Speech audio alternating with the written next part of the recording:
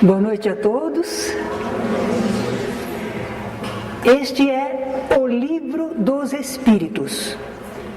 É o primeiro livro espírita no mundo, verdadeiramente espírita.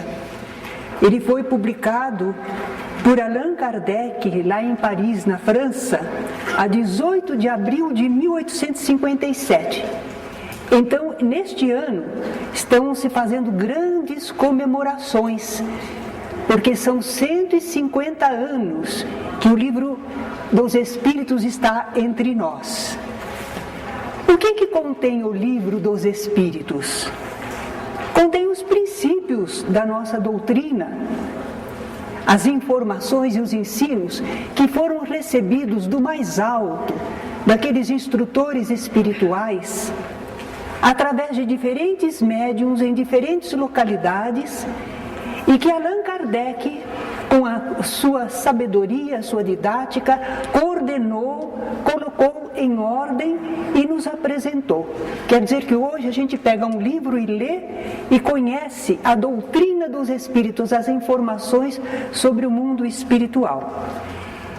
Na primeira parte desse livro, quando ele fala de causas primárias, há o capítulo Deus. O Livro dos Espíritos começa com a ideia de Deus. E a primeira pergunta: que é Deus? Por que será que começou a falar das coisas espirituais perguntando o que é Deus? Porque a ideia que nós fizermos de Deus vai influir decisivamente sobre tudo que nós vamos pensar, da origem do universo, como é que começou a vida, o que ela significa, os seres, as coisas, os mundos, nós. Vamos ter a ideia, se existe Deus, então há uma vida que transcende a realidade corpórea. A vida não é só material, é espiritual, imortal e tem uma finalidade superior, justa e sábia. Costuma-se sempre ressaltar que Allan Kardec sabiamente perguntou: que é Deus? Porque se ele perguntasse quem é Deus, já daria a ideia de uma pessoa, de um indivíduo. Não podemos ter uma ideia assim sobre Deus. Aquela ideia antiga de Deus, como é muito antigo, seria um velho, de longas barbas brancas, voz tonitruante porque seria muito poderoso, não é? Aquelas ideias antropomórficas, quer dizer, fazendo Deus à semelhança do homem, a gente deixa de lado. Os Espíritos do Senhor não nos falaram dessa maneira sobre Deus. Mas nós continuamos querendo saber o que é Deus. E alguns dizem: Deus é o infinito. Mas isso não explica nada. Quando é que a gente fala infinito? Infinito a gente não pode medir.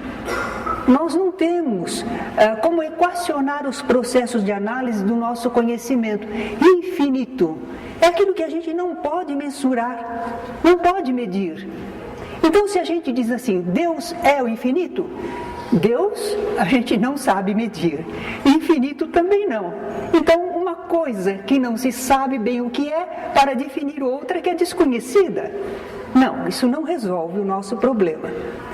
Felizmente, a maioria das pessoas vai nos dizer que Deus é o Criador do universo, de tudo que existe. Entretanto, apesar de ser uma afirmativa correta, nós vamos encontrar pessoas que argumentam assim: Deus não existe, é apenas uma criação da mente humana. Deus não existe, mas o universo existe, está aí, diante de nós. Como é que vamos explicar a existência do universo? Não há efeito sem causa. É um axioma, não é? Uma proposição evidente. Tudo que existe tem uma causa. O universo existe, ele também tem uma causa. E a essa causa do universo, causa universal, é que nós chamamos de Deus. Mas a pessoa ainda não se dá por achada. Ele é negativo. ele diz assim: qual o quê? O universo se formou por acaso.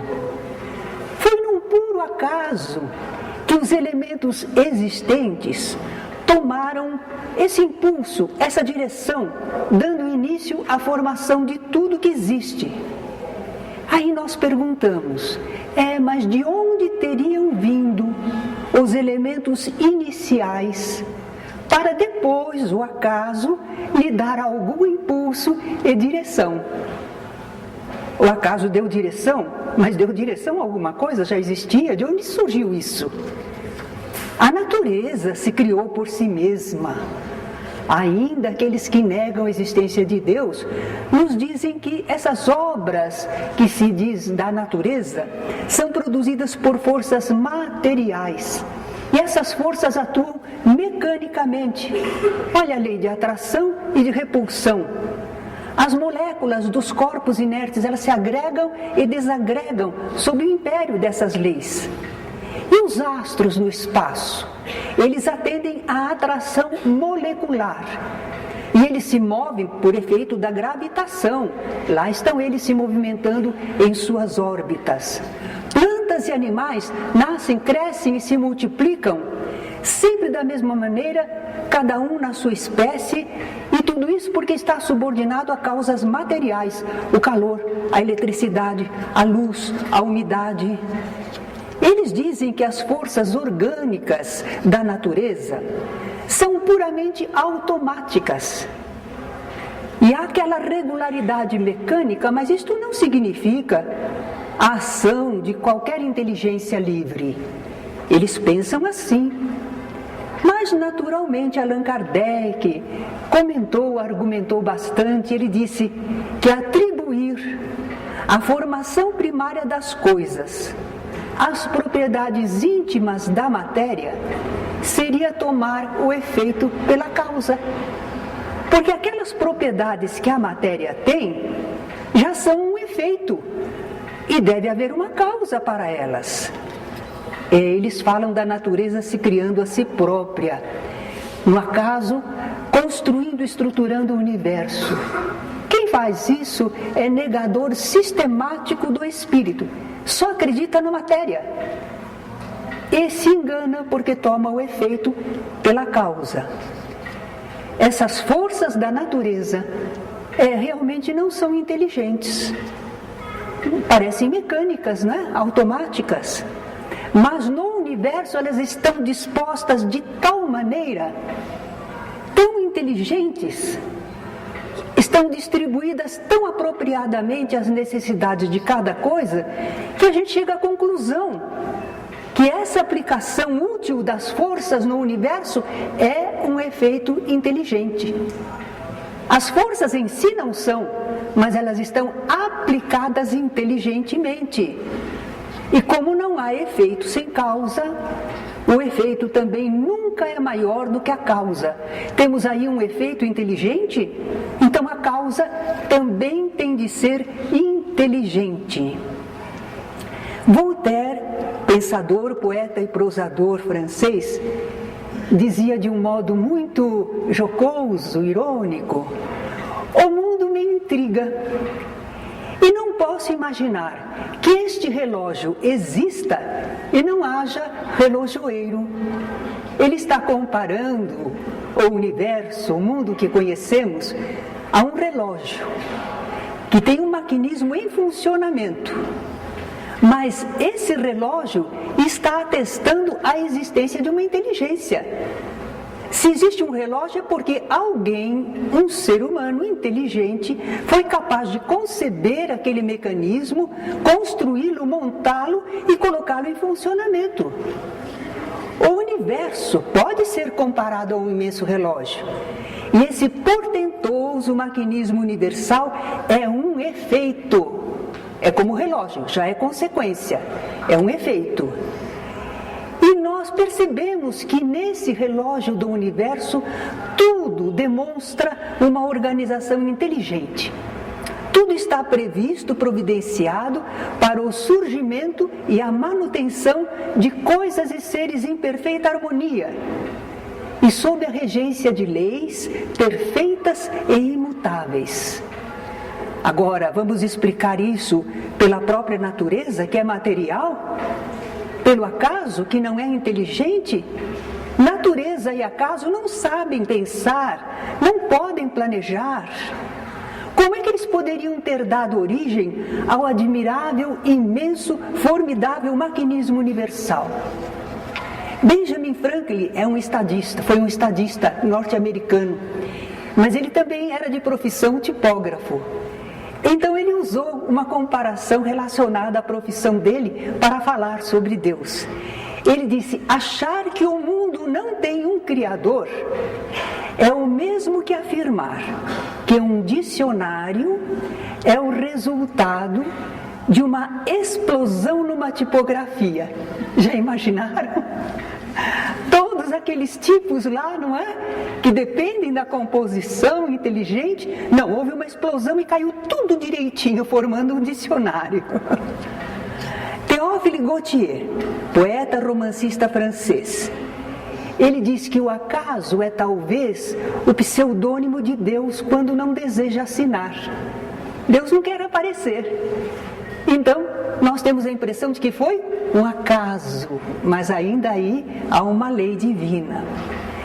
Kardec comenta exatamente isso, que quando a gente lança o olhar em torno de nós, quando lançamos o olhar em torno de nós sobre as obras da natureza, nós vamos notando a previdência, a sabedoria, a harmonia que presidem a essas obras. E aí nós reconhecemos que cada uma dessas obras, e todas elas, as obras da natureza, ultrapassam os limites da mais portentosa inteligência do ser humano. O homem mais inteligente do mundo, quem será na atualidade? Alguns acham que o Stephen Hawking, né?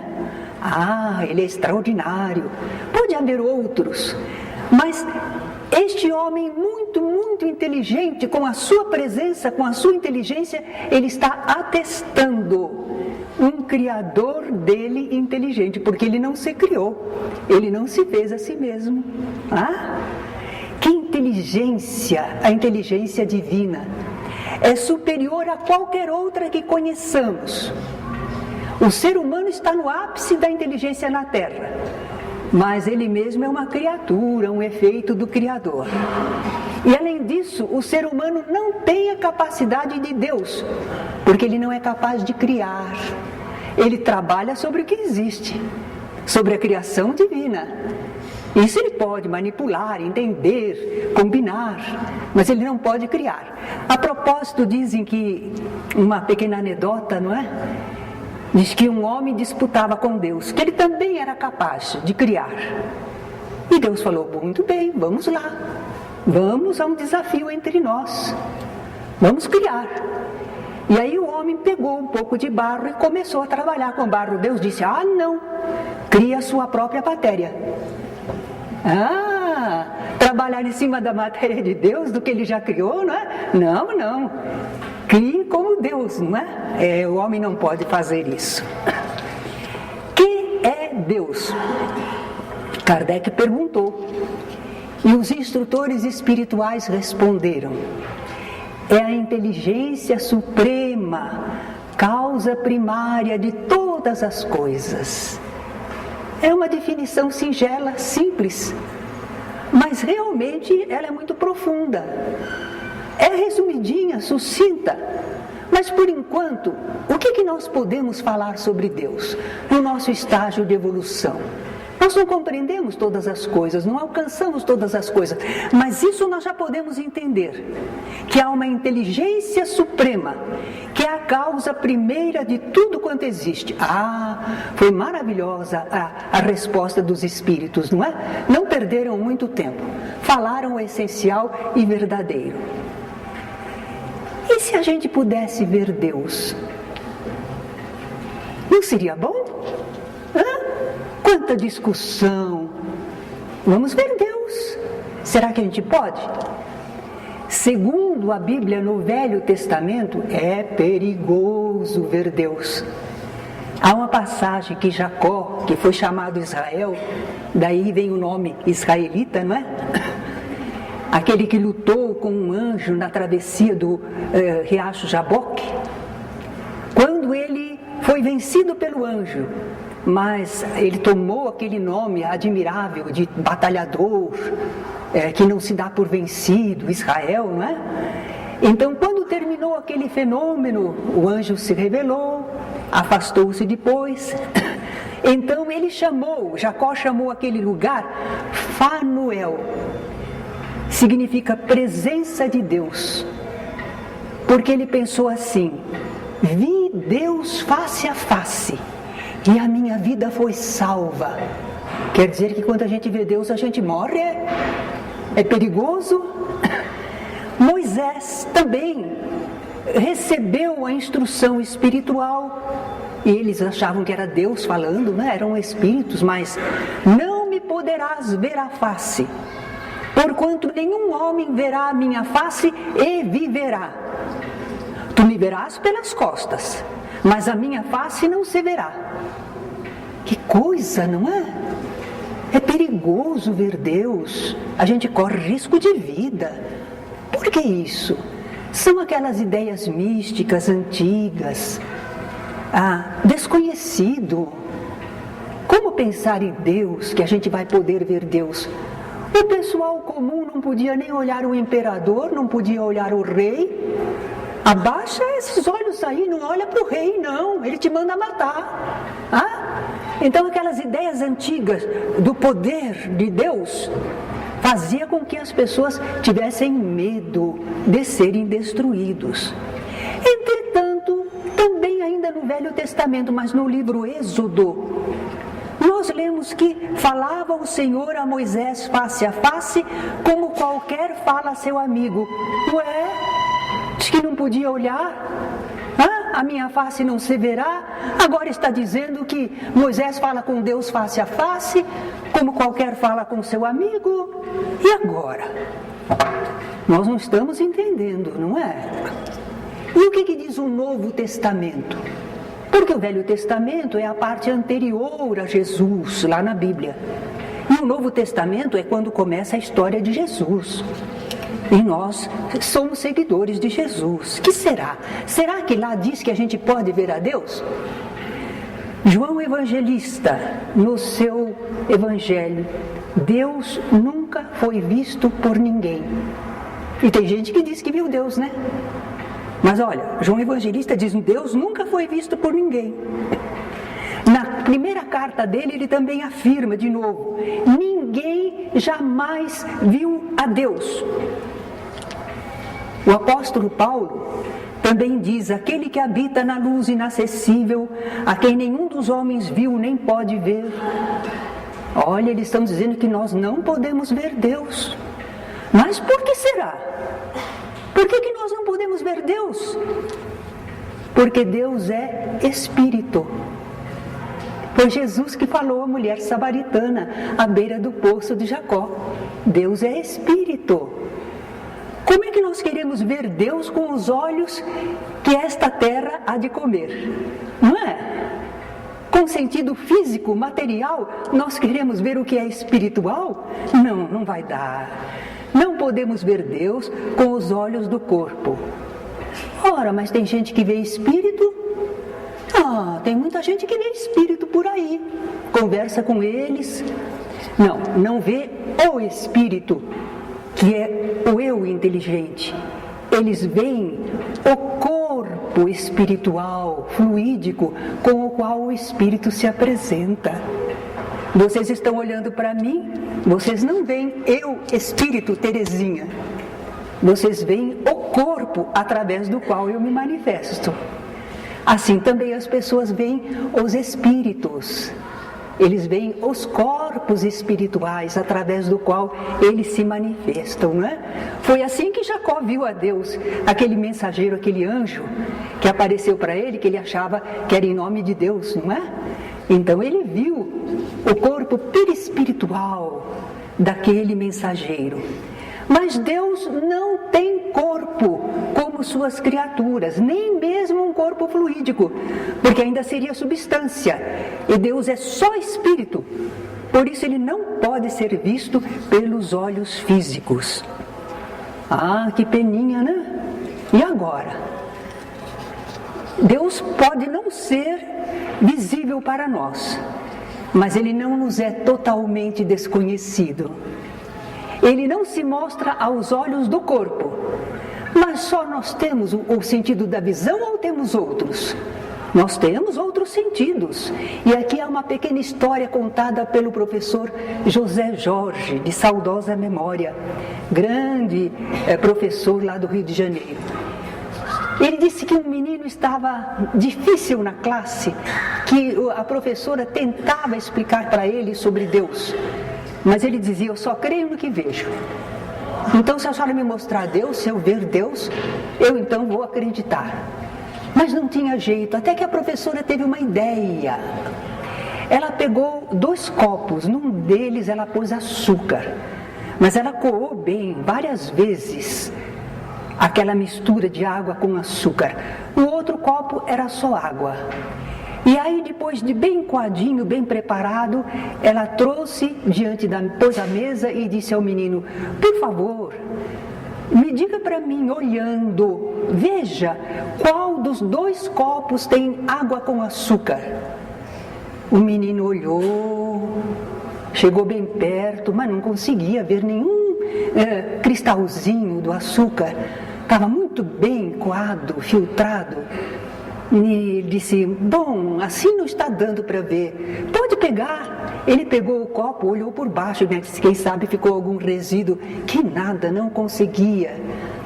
Aí a professora ainda facilitou para ele: olhe, se você quiser pode provar. Aí o menino provou, um não tinha nada, mas no outro tinha o açúcar. Ele disse: é este tem açúcar. Ora, como é que você ficou sabendo? Eu senti. Aí a professora concluiu: pois é, Deus é assim, a gente não vê, a gente sente. Aqui, nesse propósito de sentir a Deus, uma poesia muito interessante, Deus e o homem. O homem sussurrou: Deus, fale comigo. E um passarinho cantou, mas o homem não ouviu. Então o homem repetiu: Deus, fale comigo. E um trovão ecoou nos céus, mas o homem não entendeu. O homem olhou em volta e disse: Deus, deixe-me ver o Senhor. E uma estrela brilhante apareceu no céu, mas o homem não a notou. O homem pediu: Deus, mostre-me um milagre. E uma criança nasceu, mas o homem não sentiu o pulsar da vida. Então o homem clamou em desespero: toque-me, Deus, e deixe-me saber que o Senhor está aqui comigo.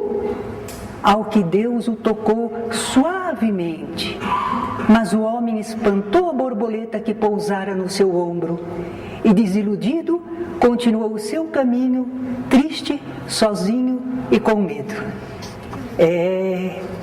Ele não percebeu a presença de Deus e as respostas divinas. Faltou a ele um sentido especial, porque nós podemos perceber Deus pela razão ou pelo sentimento. Pela razão, Deus se faz evidente à nossa compreensão através de suas obras da criação. Mas nós também podemos sentir Deus quando sintonizamos com as vibrações do seu infinito amor na vida universal. A esse respeito, nós temos um poema de Eurípides Barçanufo. Vocês estão reconhecendo o nome Eurípides? Do Candário Eurípides, lá onde tem a panificadora, não é? Aquele lar lá. Eurípides Barçanufo foi um pioneiro do espiritismo na pequena cidade mineira de Sacramento, não é? O poema é longo e belo, mas eu só vou citar algumas estrofes.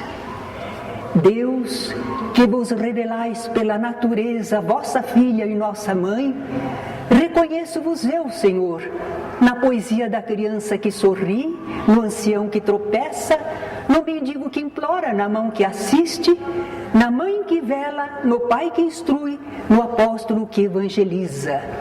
Deus, reconheço-vos eu, Senhor, no amor da esposa, no afeto do filho, na estima da irmã, na justiça do justo, na misericórdia do indulgente, na fé do pio, na esperança dos povos, na caridade dos bons, na inteireza dos íntegros. Deus, reconheço-vos eu, Senhor, no estro do vate, na eloquência do orador, na inspiração do artista, na santidade do moralista, na sabedoria dos filósofos, nos fogos dos gênios. Deus, reconheço-vos eu, Senhor, com Jesus quando ora, Pai nosso que estás nos céus, ou com os anjos quando cantam, glória a Deus nas alturas. Esse é o fechozinho do poema, não é? É lindíssimo. Eurípides Barçanufo foi uma grande criatura, um grande cristão e deixou páginas muito lindas. Então é assim, nós precisamos sentir Deus, compreender a existência de Deus.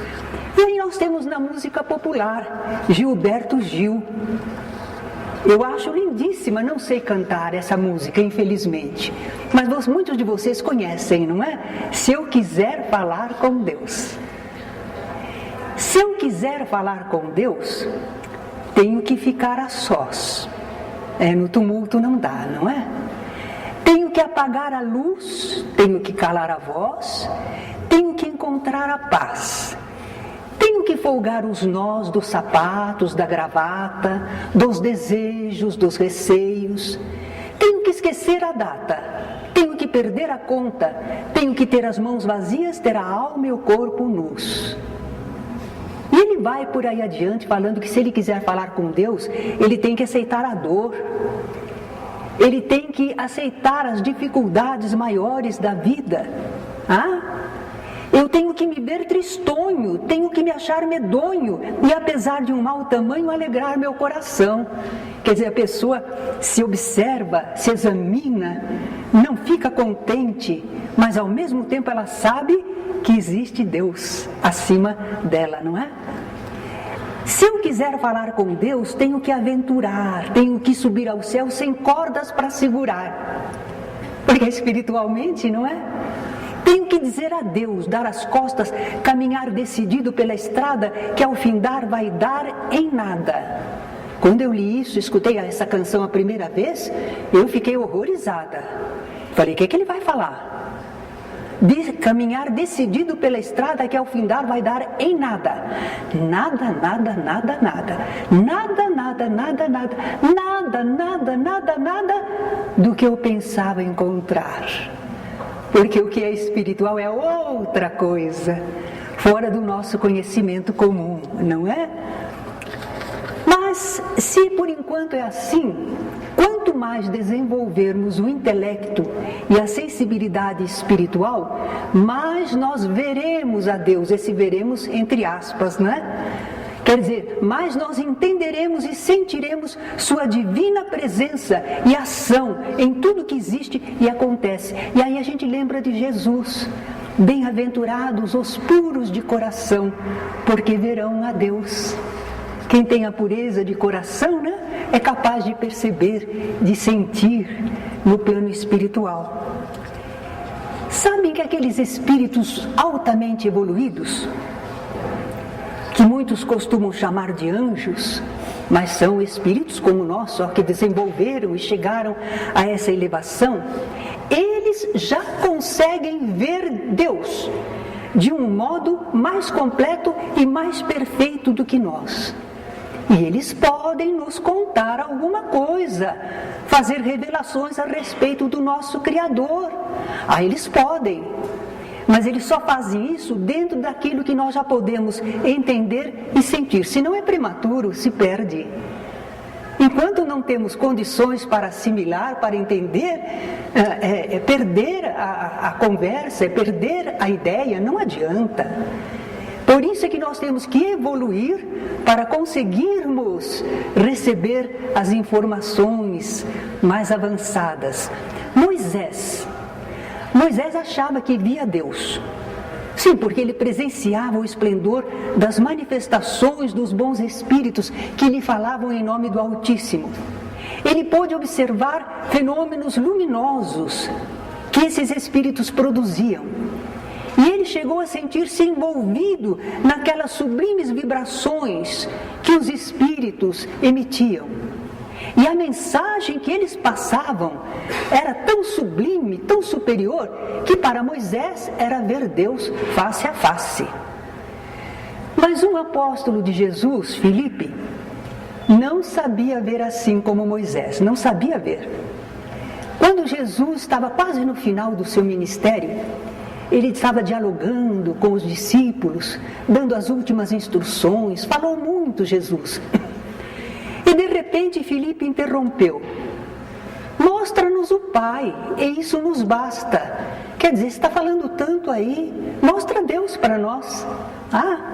Jesus respondeu: estou há tanto tempo convosco e não me tendes conhecido, Filipe. Quem me vê a mim, vê o Pai. E como dizes tu, mostra-nos o Pai? Crede-me que estou no Pai e o Pai em mim. Crede-me ao menos por causa das obras que faço. Jesus está dizendo que ele é Deus? Não. É que Jesus era a mais alta expressão de espiritualidade. Estava ali convivendo com os apóstolos durante cerca de 3 anos, ensinando coisas maravilhosas, produzindo fenômenos. E Filipe ainda não tinha entendido sobre Deus. Ele não conseguia ver Deus naquela expressão admirável da obra divina que era Jesus, o Filho, não é? Aquele Espírito sublime. Não, mas Filipe não tinha olhos de ver mesmo.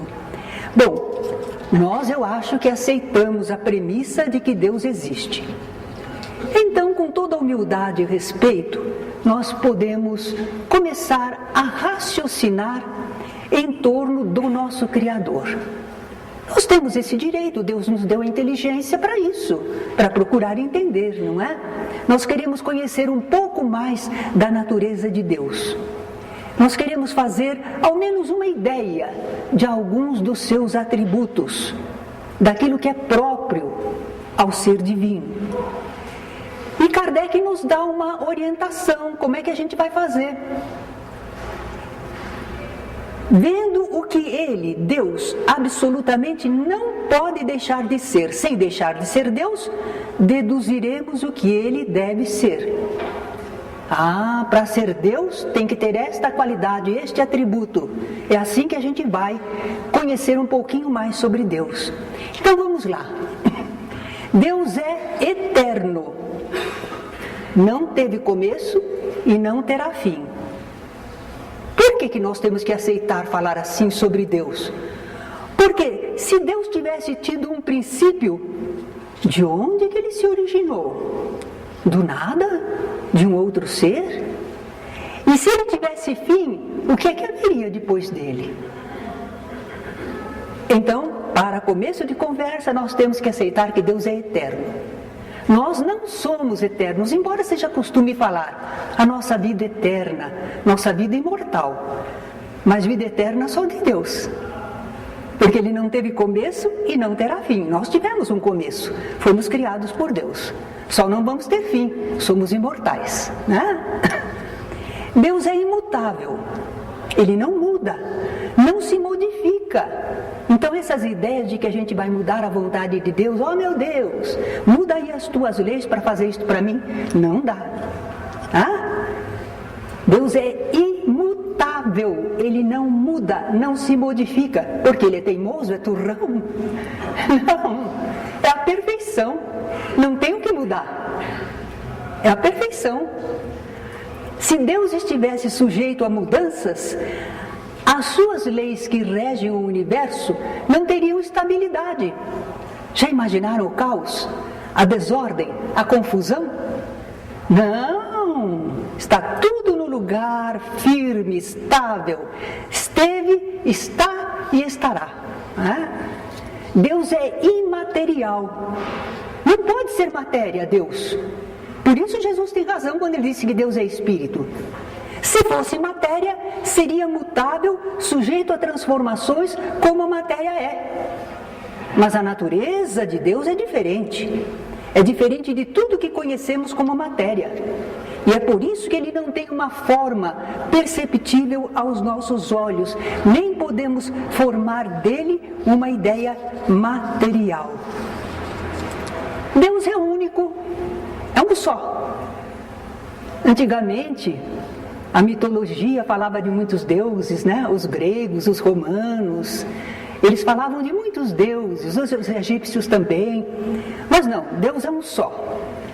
Por isso, com os israelitas, nós vamos encontrar a ideia de um Deus único, não é? Já era um avanço no conhecimento. É único, não há outro como ele. Se houvesse outros deuses, não haveria unidade de objetivos, nem de poder, nem de ordenação de tudo no universo. Por isso que eles mostravam os deuses brigando, não é? Os deuses disputando entre si. Não, Deus é um só, é único. Ele é onipotente, ele pode tudo. Ai, que coisa admirável. Ora, mas é claro, foi ele que fez tudo. Como é que ele não pode tudo? Tudo que ele fez, ele sabe como funciona, o que fazer, como impulsionar. Ele criou, né? Ele é soberanamente justo e bom. Não creio muito não. Olha o mundo aí tão cheio de problemas, de injustiças. Isso é a criação do homem. São as nossas experiências que Deus deixa acontecer. Mas Deus é soberanamente justo e bom. Quando a gente olha a natureza, quando a gente olha a situação universal, sem essa interferência ignorante da criatura humana, a gente percebe a sabedoria, a bondade, a justiça, a providência divina.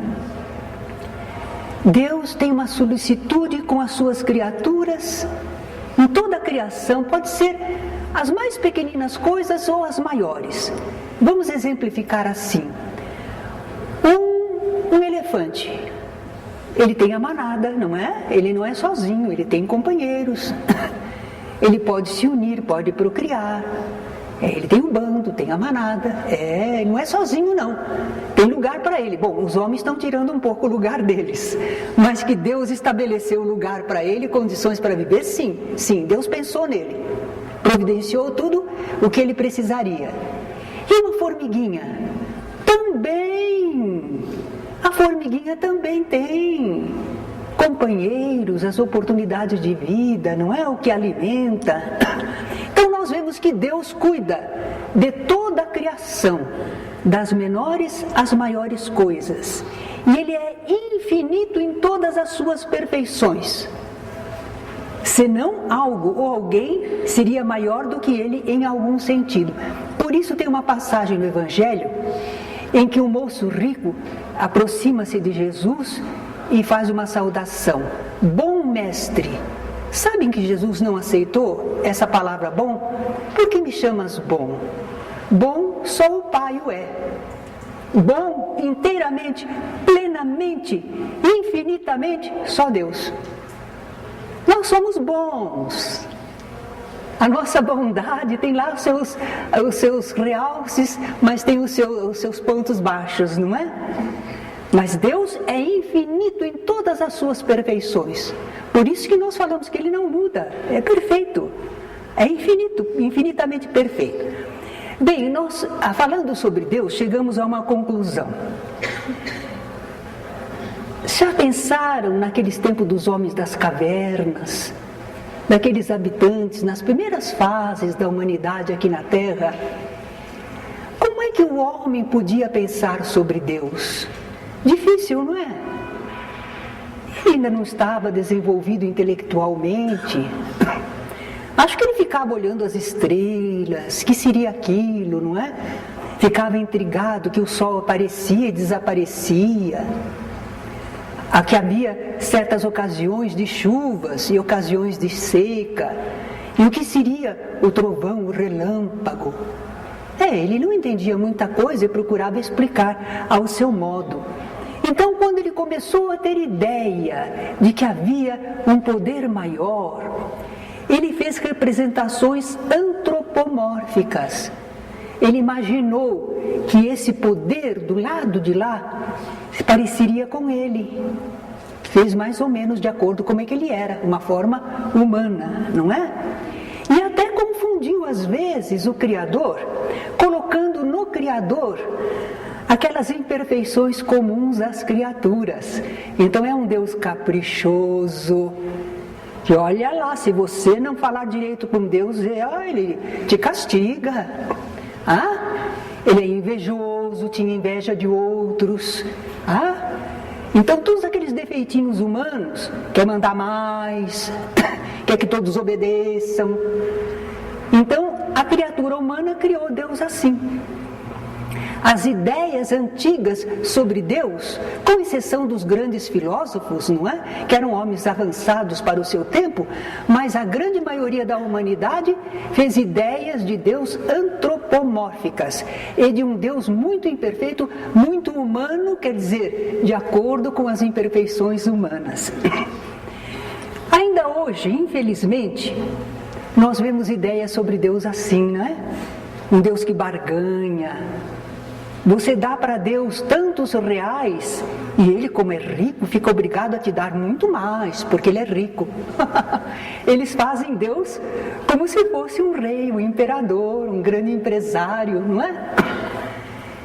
Ainda tem uma ideia muito humana de Deus. Mas, devagarinho, nós iremos progredindo. Vamos desenvolvendo o intelecto, o senso moral, nosso pensamento já penetra melhor no âmago das coisas, as informações espirituais, através da doutrina espírita que esses espíritos bons nos trouxeram, são admiráveis, são avançadas realmente, dignas do Criador. E aí a gente começa a fazer uma ideia mais justa da divindade. Uma ideia mais conforme a sã razão. É verdade que ainda vai ser incompleta. Nós não temos a pretensão de mostrar para nós todos uma ideia perfeita e acabada sobre Deus. Não. Nós estamos tateando em torno da realidade divina, não é? Então, por ora, ainda nos é muito difícil falar sobre Deus. Mas importa que a gente sinta Deus como um Pai, Criador, justo e bom. Não foi o que Jesus falou? Não é? Jesus várias vezes falou sobre Deus. E Ele diz, Pai Nosso. Faz a gente entender Deus como um Pai. E Ele mostrou como Deus é justo e bom. Porque Ele faz que o seu sol se levante sobre bons e maus, e a chuva desça sobre justos e injustos. Deus não escolhe para beneficiar. Deus ama a todos e ajuda a todos. Depende da criatura aproveitar o que Deus envia, não é? Mas Deus não escolhe, Ele ama sempre, é inalteravelmente justo e bom. Esse conhecimento que já temos de Deus pode não ser perfeito, mas como nos auxilia nos nossos momentos de lutas, de tristezas, de dificuldades. Olha, se a gente não tem fé em Deus e conhece um pouco da vida espiritual, ver um ente querido partir, como na atualidade aquela família que viu o menininho de 6 anos ser arrastado, não é? Morto, terrivelmente, dramaticamente. Por que aquilo aconteceu? Se a gente não tiver uma fé em Deus e um certo conhecimento dos porquês e paraquês da vida espiritual, nós vamos ficar descrentes. Se existisse Deus, não deixaria isso acontecer, não é? Nós partimos logo para um campo errado, porque nós não sabemos todos os porquês e paraquês da vida. Deus sabe. Ele ama mais e melhor do que nós. E aquele menininho é filho dele. Nós pensamos que o amamos mais? De modo nenhum, não é? Mas quando nós temos um certo conhecimento da vida espiritual, e graças à doutrina espírita a gente avança um pouquinho, então nós encontramos mais condições para suportar as dificuldades da vida, para superar, resolver muitos problemas, aguardar com paciência, não é? Nós já cremos em Deus, Mas falta aprendermos com Jesus como adorar a Deus. Jesus disse que Deus é Espírito e que nós devemos adorá-lo. O que é adorar a Deus? É ficar reverenciando. Em Espiritismo, então, não temos nem altar, nem imagem. Como é que nós vamos adorar a Deus? Adorar a Deus é fazer a vontade dEle, cumprir as suas leis. O que é que Deus quer? Qual é a vontade de Deus? Isso eu faço. Nisso eu demonstro minha adoração a Deus. Cumpro as suas leis. A verdadeira adoração a Deus se faz em espírito. Quando a gente exercita o nosso eu espiritual. Quando a gente pensa, sente, quer alguma coisa, de acordo com a lei de Deus, nós estamos adorando a Deus em espírito. Porque Jesus falou à mulher samaritana, Deus é Espírito, e importa que os seus adoradores o adorem em espírito e em verdade. Em espírito é assim, com o nosso eu espiritual, com as nossas faculdades espirituais. E em verdade, tem que ser sinceramente, não pode ser só de aparência. Vamos querer adorar a Deus para mostrar para os outros? Não, ou é ou não é. Eu vou fazer uma bela oração, o pessoal vai ficar admirado e vai achar que eu sou santa, porque olha que oração que ela fez. Não adianta. Se eu só usar palavras e só exterioridade, se eu não sentir, não vibrar, não viver, não valeu. Porque não acionou as leis divinas. Deus não se engana. As leis divinas só funcionam diante da sinceridade, pensamento, vontade e amor, sinceridade, não é aparência não. Adoração a Deus não é de aparência, é alguma coisa que se vive inteiramente, não é? É assim que, à luz da doutrina espírita, nós estamos conhecendo um pouquinho mais do nosso Pai, do nosso Criador, de Deus. E devagarinho vamos nos aproximando dele. Teremos algumas aulas ainda mais que vai falar de amor a Deus e ao próximo, porque falta falar, não é? Alguma coisa, mas nós iremos apresentando com o tempo. Agradeço a vocês e convido para cantarmos uma cançãozinha que me foi inspirada, tem até no meu CD, né, na Luz da Inspiração.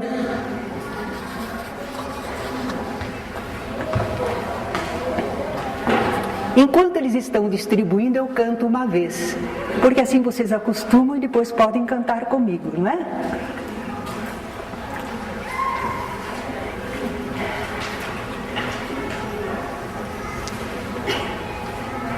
Deus sabe todas as coisas, sabe o que sofres também. Deus sabe todas as coisas e o que mais te convém.